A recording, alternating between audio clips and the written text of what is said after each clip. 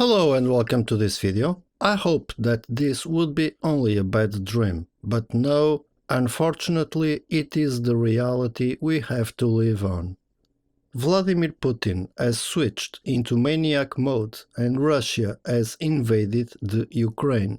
We are probably witnessing the start of the Third World War. The Second World War started the same way, exactly the same way.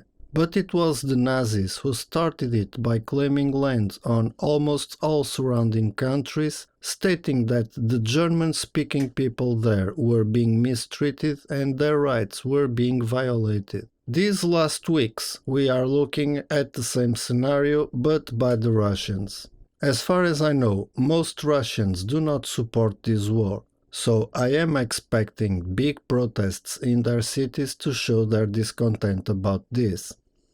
If they don't do it, then they are supporting it and they are as guilty as Putin. This is my view about it. This is really serious and the fans of Formula 1 should be more worried about this than the lap times of the new F1 cars in testing. If a true world war starts, then there will be no F1 championship. So wake up! F1 has one race scheduled for Russia this year, but is it good, safe or moral to race there? I have to say that I never liked Sebastian Vettel on his Red Bull days.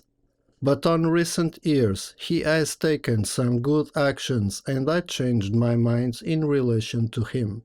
Today I saw that he stated that he will boycott the Russian race if the FIA or F1 does not take any action. My full respect to you, Sebastian Vettel. You are the man. You were the very first F1 driver to have the balls to say what is really important. I hope the other drivers can follow your example. You have shown them the way to go. Haas. Man, what a mess.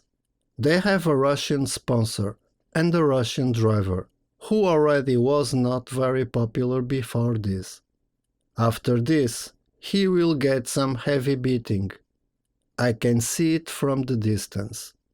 If he doesn't distance himself from this, which he will not do, as his father is directly or indirectly financing this invasion, and he benefits from the system in place, he will be on the bad side of the story. Even worse is the team. After the disgrace that was the previous sponsor, Rich Energy, now this. It cannot get any worse. They can be very affected by this and they can eventually shut down. Is F1 ready to lose a team?